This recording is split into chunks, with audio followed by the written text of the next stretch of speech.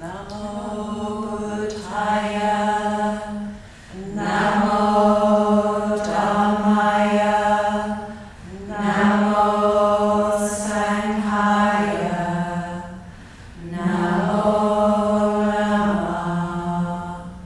Om Ahom.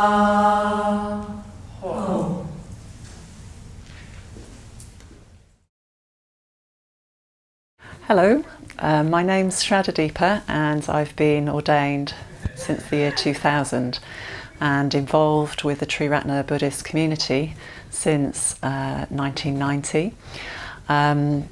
It's very exciting to be part of this fundraising activity and coming into connection with our sisters in India, particularly Priti. I know Deborah's met you, and it's very exciting that she's come back with ideas of how we can assist and help in terms of fundraising for your Women's Centre. So I wish you all the very best of luck to you, all the women that you're involved with, and hope that this is the start of a long-standing connection. So welcome to this very special event, actually, which is organised by Deborah Charlton, heroic woman sitting over there who came up with, well, not just came up with the idea, but has been over in India, has made connections with people in India, particularly Priti and the project there, and has had this idea, this vision really, to bring people together to try to fundraise. And I think it promises to bring alive our connection and understanding with our Dharma brothers and sisters in India in a way that perhaps we haven't before.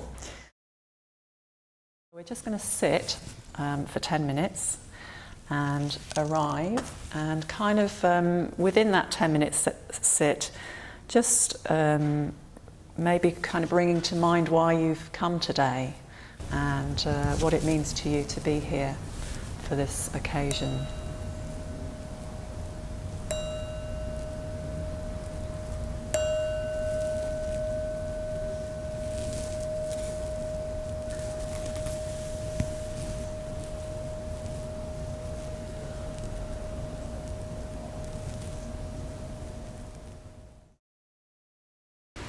I went to India initially to train to do yoga as a yoga teacher.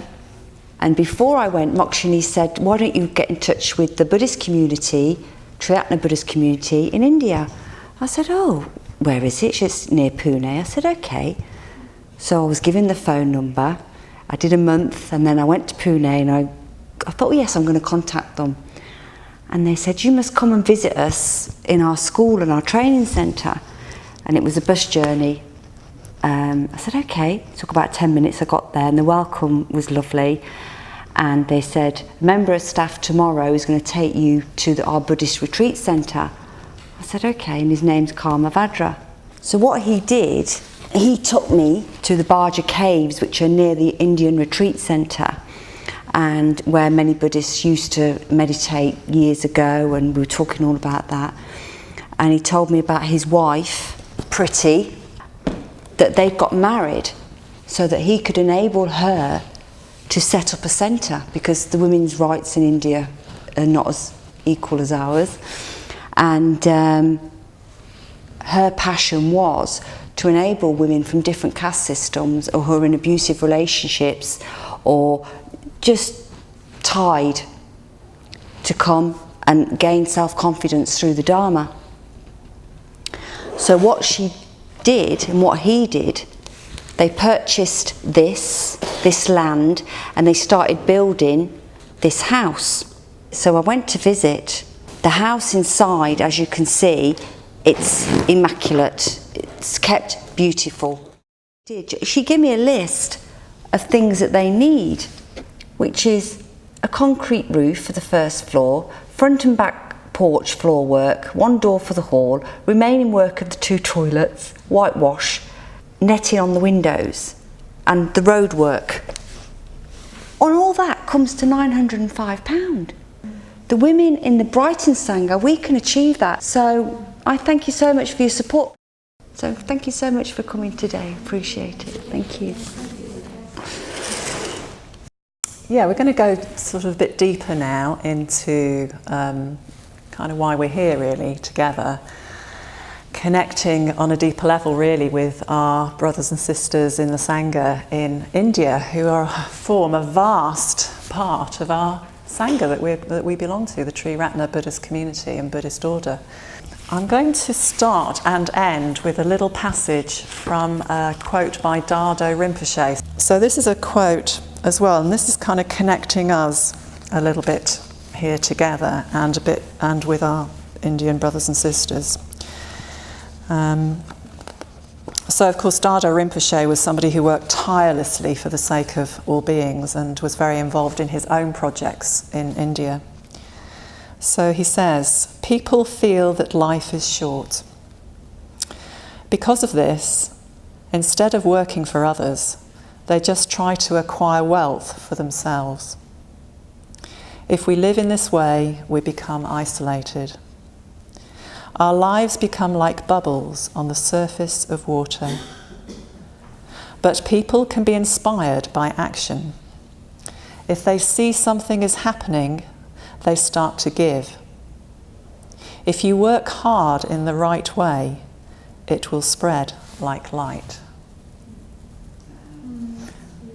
So I think this thing about people can be inspired by action, and I have to say that that's why I'm here today, because I'm inspired by Deborah and her action and her kind of connection with seeing that something needs to be done for somebody. It's in a small way, but it's going to have a really big effect.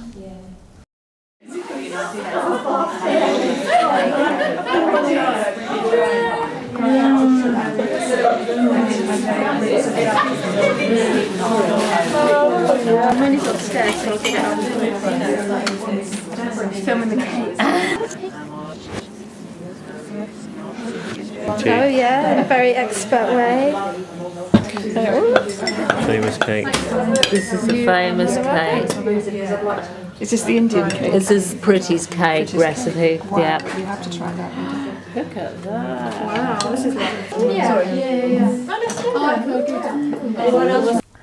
Hi Pretty, I'm Alice. I'm a meter at the Brighton Buddhist Centre. I'm standing here with your cake, and all I want to say is thank you very, very much for the recipe. I was a bit daunted when I first looked at it. A bowl of this, a bowl of that, and cook in a pressure cooker.